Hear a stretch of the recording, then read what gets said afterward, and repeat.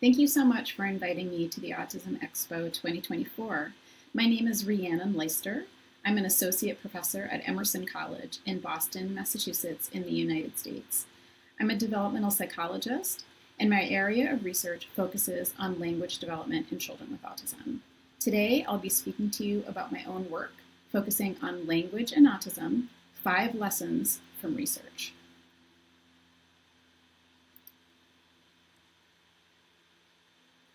It's important to start by reviewing some fundamental information about language in autism.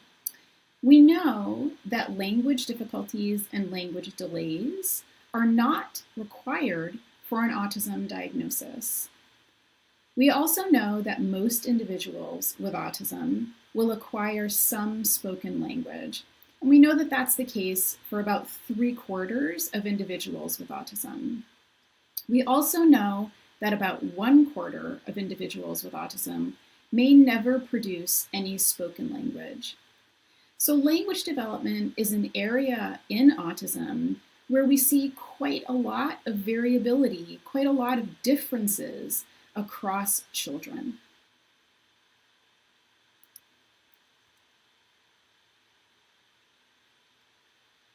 We also know that in autistic individuals, we often find that they have difficulties with language, and we also find that they have delays in language development. Now, what those difficulties and delays look like can vary quite a bit across children and individuals. It may be that the individual has difficulty learning language, and that might mean that they have difficulty learning words. It might mean that they have difficulty mastering grammar or syntax. And it may mean that they have challenges putting phrases and sentences together. We also know that most individuals with autism have difficulties with the social rules of language. So not so much the difficulties with the syntactic rules or the grammatical rules, but difficulties with the social rules. So knowing when to say something and to whom and in what way.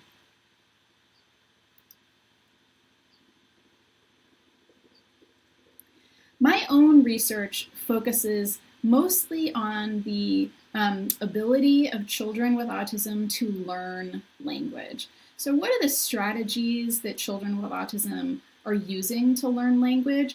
What are the particular strengths and difficulties that they may have? And I'm interested in this because I want to know more about how families, educators, and caregivers can support language learning in children with autism.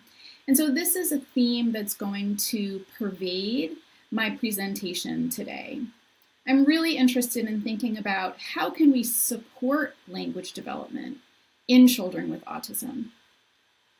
I'm also interested in learning more about how children with autism use language. How do they use language in their everyday lives? How do they use language to communicate? And how can we as families, educators, caregivers, and providers support their ability to use language appropriately and functionally in their everyday life?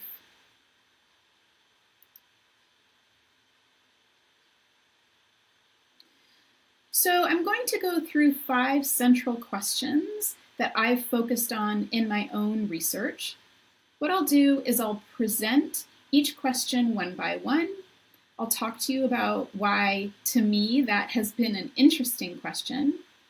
I'll tell you a little bit about what we've learned in terms of an answer to that question. And then I'd make a suggestion about how I think that educators, families, and providers can use that information to support children with autism. So I'll start by addressing my first question, and that is, when is my child with autism learning language? I'll back up actually to my previous slide. We often, here in the United States and in many cultures and traditions, we often think about certain interactive contexts as being the ones where children with autism are learning the most language. So here in the United States, we often focus on the kind of interaction that you see in the picture here. So this is an interaction that's happening between a parent and a child. It is a one-on-one interaction, meaning it's just the parent and the child. And the caregiver is speaking directly to the child. And we talk about this as being a situation where the child is receiving child-directed speech and where the child is being directly addressed or directly spoken to by the adult. And we often think about this as being a really important setting or interaction where the child is receiving exposure to language and maybe learning new language. And that's certainly the case. We know that these one-on-one parent-child interactions are very valuable for learning language. However, we also know that there are many other kinds of interactions that the child has every day that may also be valuable for language learning. So what you see in this image here is an interaction that looks very different. This is a family meal. And you can see that the adults are speaking to each other. There are 5 people present. And so this is a very different experience for the child. There are 5 people in the interaction, and the child may be listening to or hearing a variety of different language that's not directly addressed to the child. So the child may be eavesdropping or overhearing language that's being spoken by one adult to another adult. So this may not be language that is directly addressed to the child. It may not be child-directed speech.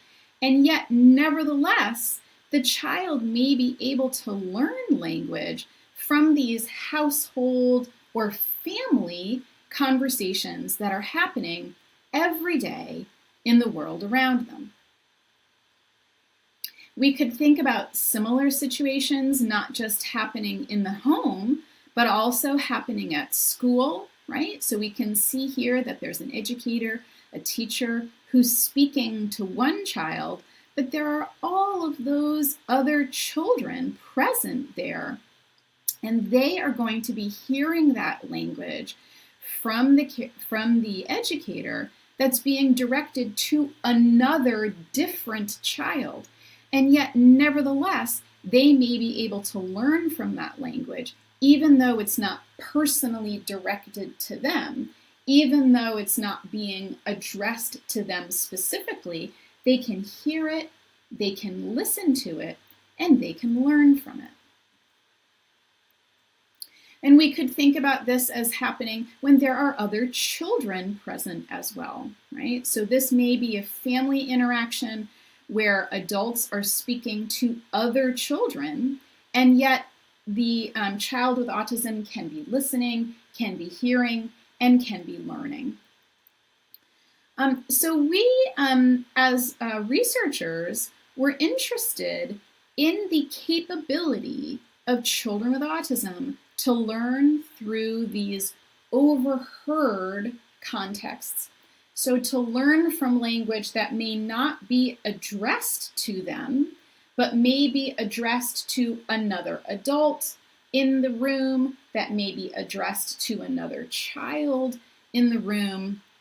In other words, language that is not being directly addressed to the child with autism. And the reason why this struck us as a valuable research question is because many autistic individuals, specifically autistic adolescents and autistic adults have suggested that language learning situations where the autistic individual is able to overhear or to eavesdrop, to listen in on other people's conversations, those contexts may actually be easier for autistic individuals when compared to one-on-one parent-child interactions. And the reason for that is that many autistic individuals report that one-on-one interactions can sometimes feel overwhelming. And there's a lot of attention that they have to pay in order to keep that interaction going, that they're juggling a lot of mental tasks in the moment. And so the language that they hear in one-on-one interactions is actually harder for them to process than the language that they hear in other people's conversations. And so we were very interested in looking at this question in children with autism and trying to understand the ability of children with autism to learn in traditional one-on-one interactions, but also the ability of children with autism to learn through overhearing or eavesdropping on other people's conversations. And so about 5 years ago, we did a small study in a laboratory setting. So this was before the COVID-19 pandemic. This was in our research laboratory, and it was done in person. And what we did was we brought in about 15 children with autism, so a small group of children with autism, and we had them complete 2 different research tasks. One task involved them being directly spoken to by a researcher, and you can see that's represented here on the left-hand side of the screen. And the researcher faced the child in a one-on-one interaction. They spoke directly to the child. And as they were doing so, they were holding a new toy. And during the interaction, the researcher taught the child a new word for the new toy. Okay, and in this kind of a research situation, we use a nonsense word. And the reason for that is we want to make sure that it's a word that the child has never heard before. So for instance, the researcher might teach the child that this blue toy is called a blicket. Now that is not a word in the English language, but that ensures that this word is new for the child. And we want to know if the child is able to learn that word. Okay, so they learned that that blue toy is called a blicket. And then we test whether or not they learned that word by asking them to select the blicket out of an array of toys. And if they correctly select the blicket, we know that they've learned that new word for the new toy. So we do that task in a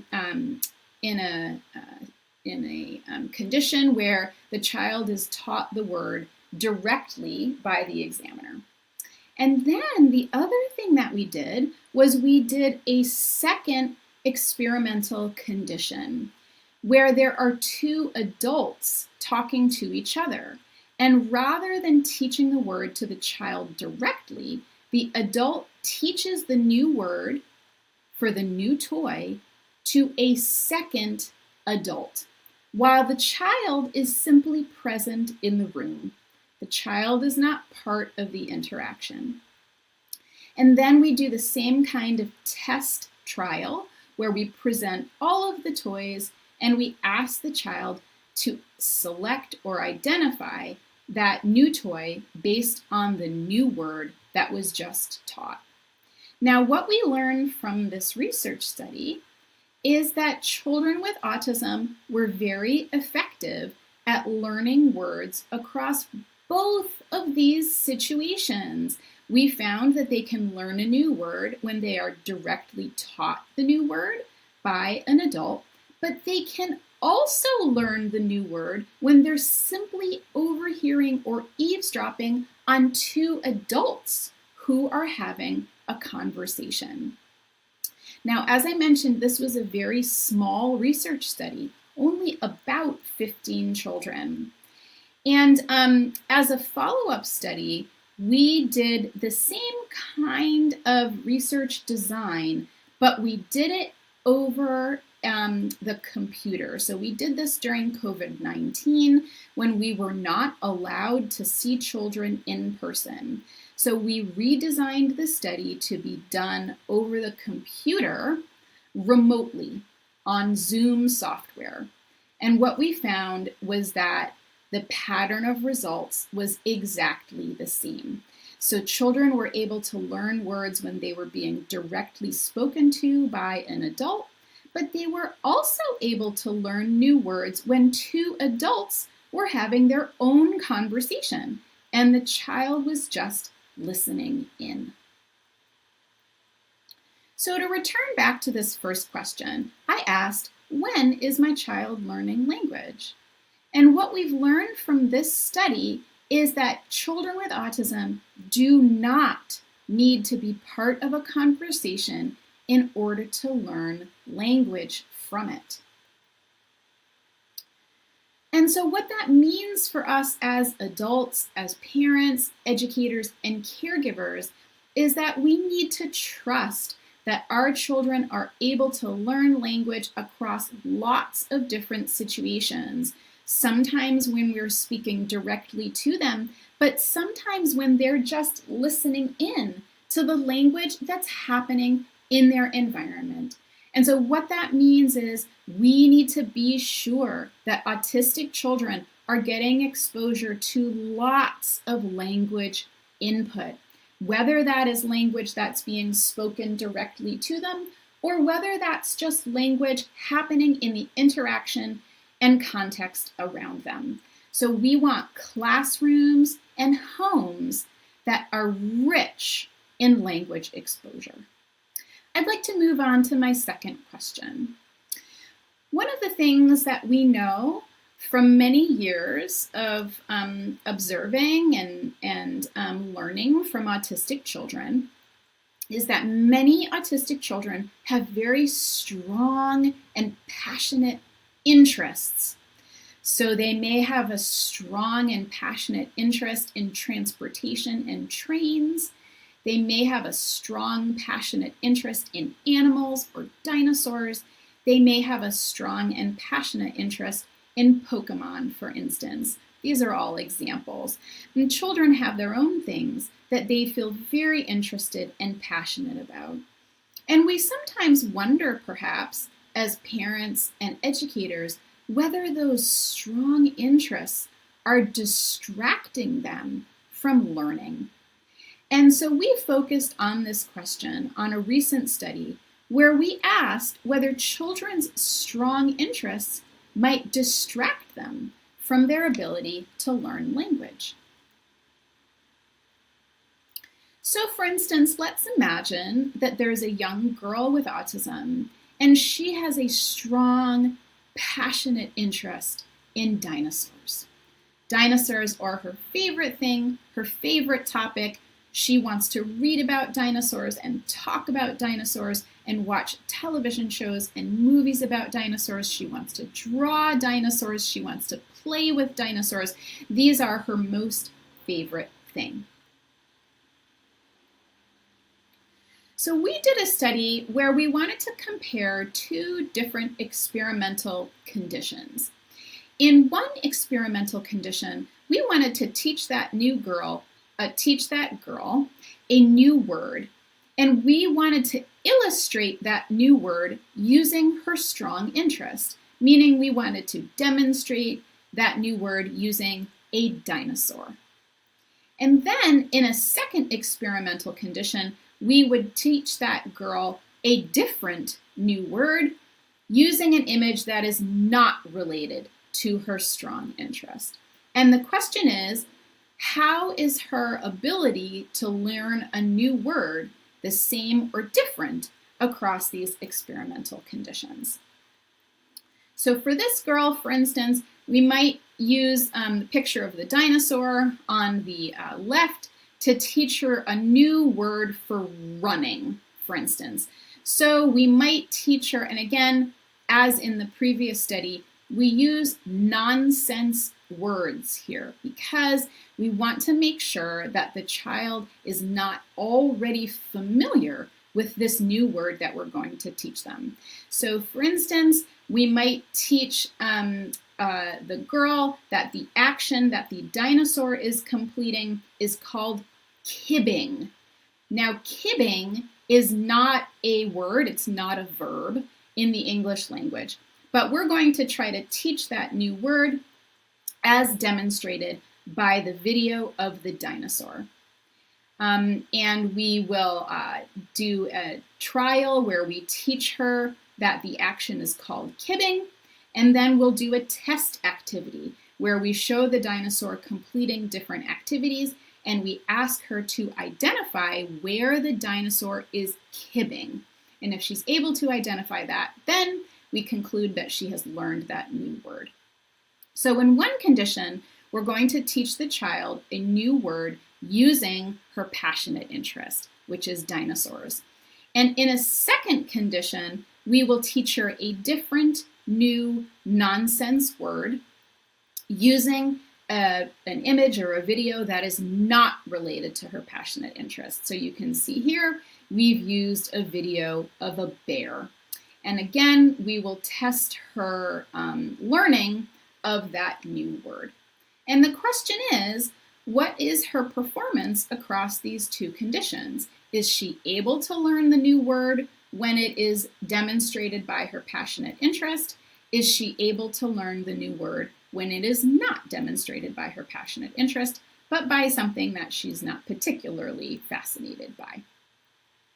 And what we found in our research study is that children with autism are effectively able to learn new words across both of these conditions. They are able to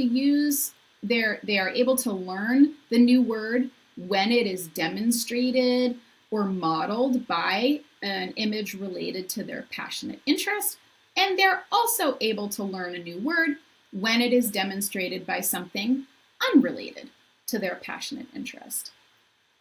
So, to return to the research question, I asked whether my child's strong interests might distract them from learning new language. And what we found in this research study is that they do not distract them from learning new language. This research study suggests that strong interests in no way deter or detract from the ability to learn new words for children with autism. So what does that tell us? Well, what that tells us is these passionate and strong interests that many children with autism have may be very useful tools when we are trying to increase interest and motivation for learning in children with autism. So for instance, if I wanted to teach a child some new words, I might think about how I could harness or use their passionate interest in order to support that. So for instance, if I had a child whose passionate interest was in Pokemon, I might use that interest to teach a new word. For instance, I might tell my child, "Oh, look, Charmander's tail is smoldering." And that might increase the child's interest and curiosity in what the word smoldering means. Or if I had a child whose interest was in dinosaurs, I might teach them a new word by saying, "Oh my gosh, I think the Tyrannosaurus is scavenging." Again, increasing interest, motivation, and curiosity in what that word means. Or if I have a child whose interest is in transportation and trains, I might say, "That train is accelerating." Again, making that word accelerating something that's very salient and meaningful for the child with autism. And those strategies could be very useful in helping children with autism to learn new words. My third question is, are some words easier for my child to learn than other words? Now here, I'm going to turn to many years of research focusing on children who do not have autism. And what we know from the literature on children who do not have autism is that some words are indeed easier or harder for children to learn. For instance, words like apple that are easily imageable, meaning the word easily evokes a mental image. They're very easy to picture in your mind. Those kinds of words are easier for children to learn than words that are hard to picture in your mind. So something like hope or dream or wish. Those words are hard to, they don't easily create a mental picture or a mental image. And we know from the literature on non-autistic children that words like apple that easily evoke a mental picture or a mental image, those are easier to learn for children than words like hope, where they don't easily evoke a mental image. Now, this is an interesting question to consider for children with autism. And so what we did was we did a research study where we gave parents a checklist of words. And these were parents of autistic children, and they needed to indicate whether or not their child used that word. So if the child was able to produce and to speak and to use that word, we asked the parent to mark that word with a check. And if that word was one that their child was not able to use, was not able to produce, we asked the parent to mark it with an X, okay? And we did a series of analyses looking at whether or not the imageability or the sort of mental imagery of a word predicted the likelihood that children with autism would be able to use that word. And what we found was that we found the same pattern of findings as researchers have found for non-autistic children. And what that means is words that are easier to picture in your mind, words that are easier to mentally image, those are the words that are easier for autistic children to learn and use. So what does that tell us? That tells us that words like apple, words that are easy to picture, words that clearly evoke a mental image, those are the words that are easier for children with autism to learn. Words like hope or wish or dream or think or wait, those words are harder to learn. And those are the words that are harder to picture in your mind. They don't readily evoke a mental image. Now, the other thing that we found was that this was especially true for autistic children who were at the earlier stages of language learning, meaning the more mastery that autistic children had of vocabulary and language, the better they got at learning words that did not have a clear mental image. So this challenge, this sort of reliance on words that are easily pictured, that's especially true for both young children with autism, but also children with autism who have lower levels of language mastery. So it seems as though it's particularly true for sort of young and early language learners, and it seems to recede as children with autism get better at using language. So to return, the question was, are some words easier for my child to learn than other words?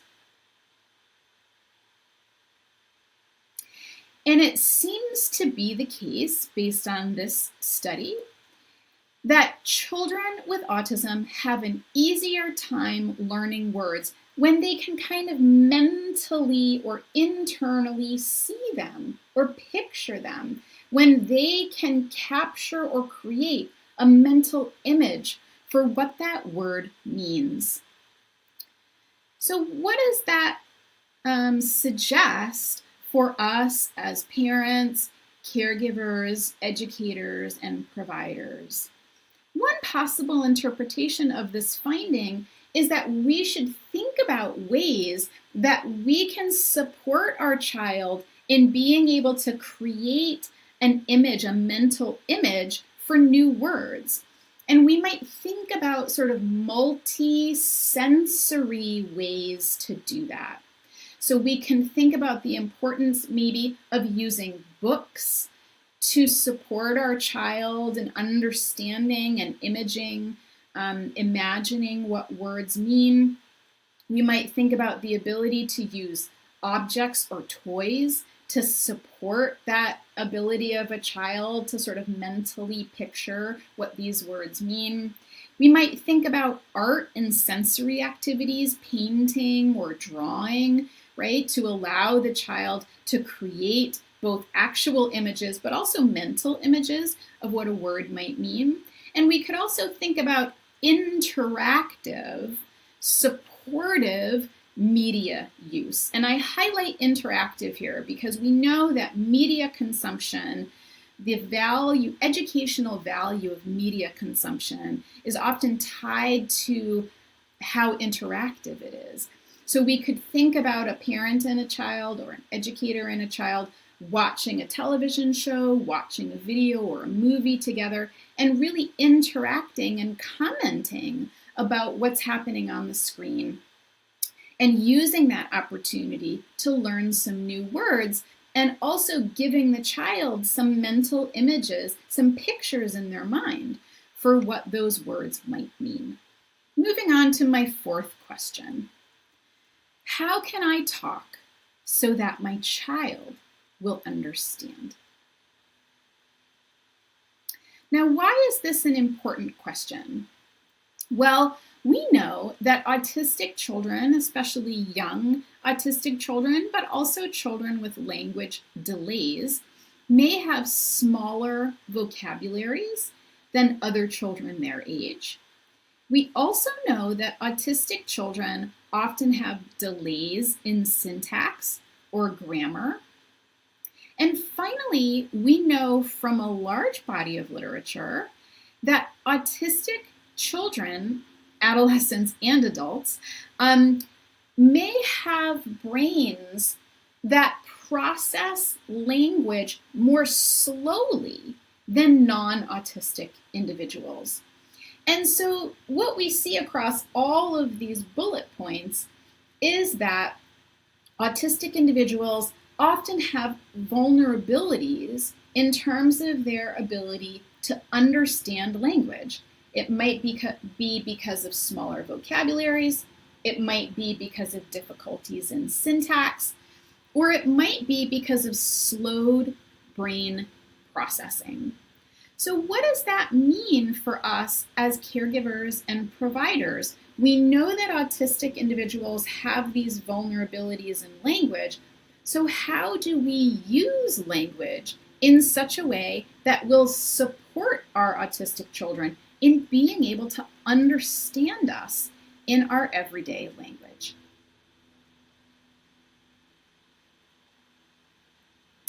Well, we did a study where we had parents and their autistic children complete a screen-based activity. And on the screen were 4 images. And you'll notice that there are some similarities in the images that are shown.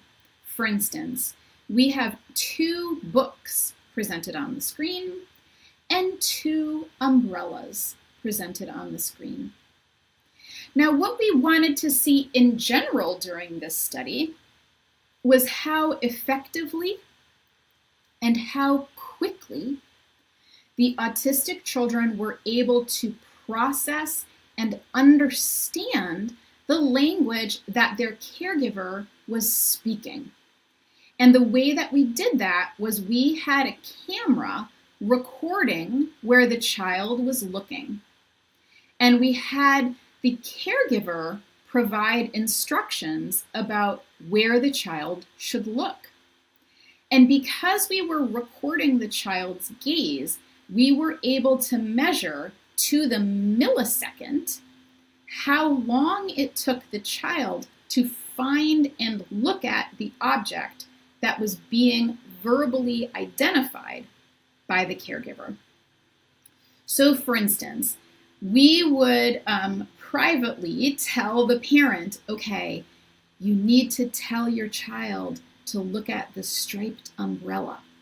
So we would tell the caregiver that in a way that the child was not able to hear. We actually had the prompt come up on the parent's smartphone. And then the parent would deliver the instruction to the child. We didn't coach the parent on what language to say. We didn't tell them a script to use. It was just naturalistic. They could instruct their child in any way that they chose. So for instance, this father here said to his son, "Can you find the striped umbrella?" Now the father could have said something else. He could have said, "Find the umbrella with the colorful stripes." He could have said, "Find the umbrella on the right," or "Find the umbrella on the bottom," or "Find the umbrella that has blue and green and red on it." The father could have said anything he wanted. He just had to direct the child's attention to that striped umbrella. And we did a series of analyses looking at what kinds of strategies parents were using in their language that supported accurate and fast child understanding. And what we found was that child processing, child understanding of language was supported when parents simplified their words and syntax. So when they used sentences that were clear and direct. And we also found that child comprehension was supported when parents slowed down their speech. So it's partly about the complexity of the language that parents are using, but it's also partly about the timing or speed of the language that they're speaking to their child. So to return back to the question, how can I talk so that my child will understand? What have we learned? We've learned that it's important to adjust your language to your child. You want to use sentences, words, and pacing that is appropriate for your child's language level. You want to make sure that you're using words and sentences that are within your child's range of comprehension. And we also want to remind parents, caregivers, and educators to be patient. It's not just about the words that you're using, it's also about the speed and timing of your speech. You may want to pay attention, and remember, don't talk too fast. Give your child time to process what you're saying before you go on to say the next thing. And then my last question is, why does my child use language in unusual ways? One of the aspects of language in autistic individuals, and this has been commonly observed over the course of many decades of autism observation, is that Oftentimes, when a child with autism is listening to their parent, so for instance, here, you have a father say to his child, "Are you hungry?" Many decades of autism research has noted that autistic children often have a tendency to repeat back the words or sentences that were just spoken to them. So here, when the father says, "Are you hungry?" rather than answering yes or no, the child says back, "Are you hungry?" Okay? And we refer to this as echolalia. Okay? Now, echolalia, this example of echolalia, we would consider immediate echolalia because the child is repeating immediately the language that was just spoken to them. So the father says, "Are you hungry?" And the child says back, "Are you hungry?" So we would refer to this as immediate echolalia. Another feature of language use is that sometimes this tendency to repeat language happens over the course of days or weeks or even months, such that at some later point when this same child is hungry and wants something to eat, they repeat back that phrase that their father said to them days or weeks or months before. So when she's hungry, she again says, "Are you hungry?" Okay, repeating that language that she heard from the parent. So this would be an example of delayed echolalia.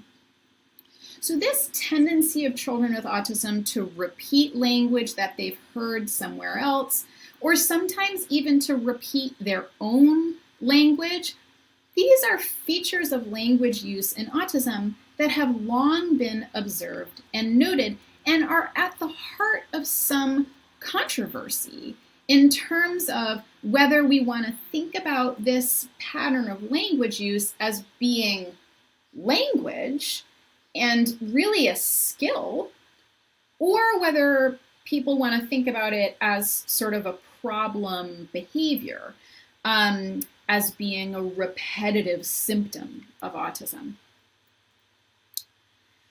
So with some colleagues of mine, we wrote a paper where we really explored these aspects of language use in autism. And we came up with a framework where we tried to organize and define these various aspects of language use, many of which are repetitive. So you can see at the top of the table the different examples of echolalia, and even down into the purple sections we have mitigated echolalia. And then in the red lines, we also have some more advanced aspects of language use in autism that have also been observed over many decades, where individuals with autism sometimes use words in unusual ways, in ways that are a little bit different than how the people around them are using those words. And sometimes they may even come up with their own words. They may create or invent new words that are not part of the language being spoken around them. Now, myself and my colleagues proposed this framework that I have up on the slide, and in the paper that we wrote, we explored the literature on what is known about these different patterns of language use in autism. And what we concluded from that review is that these forms of language are very diverse and very heterogeneous across individuals with autism. So some individuals with autism may use many of these forms or may use them very frequently, and other individuals with autism may use other of the forms or may use them infrequently. But one of the findings from our review is that we felt very confident in concluding that all of these forms of language can importantly be communicative, meaning they are not non-functional repetitive behaviors. They are purposeful, functional, communicative signals. And we concluded that based on partly on the research literature, but also partly on a lot of first-person accounts from individuals with autism who report very clearly that they use these forms of language for a variety of communicative purposes. Again, affirming the idea that these language tendencies, these language forms should absolutely be perceived by parents, caregivers, and educators as language, as communication. We also know that the particular patterns of language use, whether they're using sort of echolalia or whether they're making up their own words, those patterns of language forms do seem to change with age and development, such that some forms are more common in the earlier stages of development and language use, and some forms are more common in more advanced development and forms of language use. Okay, so to return to the question, why does my child use language in unusual ways? The lesson that we've learned from this project is that we heartily believe that all of these language forms, whether they are unusual or usual, whether they are conventional or unconventional, they can all be communicative. And so it's really important for us as educators, caregivers, and parents to respond to and encourage all forms of language, even if we perceive them in some way to be unusual. We also know that with practice and with development, that language is very likely to advance for autistic individuals. So to summarize, the 5 lessons that I've shared with you today, learned from my program of research, are the following. First, children with autism learn from language that's directed to them, but they also learn from language that they hear from other people's conversations. In other words, children with autism do not have to be part of a conversation in order to learn from it. We know that children's strong and passionate interests can increase motivation and can support learning, including language learning. We know that children with autism, actually all children, but including children with autism, may benefit when words can be seen in some way, when we facilitate their ability to create a mental image of that word. And we can do that as educators and parents by providing lots of exposure to new words, lots of experiences with new words through books, through objects, through art, and so on. We know that children seem to benefit from language input that's just right, meaning words and sentences that are appropriate for their level of language mastery, but also that is delivered at a pace that they can keep up with, meaning we don't want to overwhelm them with the amount of language that we're providing them. Provide language that is not too fast and not too rushed. Give children time to process what you're saying to them. And then finally, children's language, whether it's conventional or unconventional, whether it's typical or unusual, we always want to treat that language as communicative, and we as parents and caregivers always want to respond to and encourage our child's language.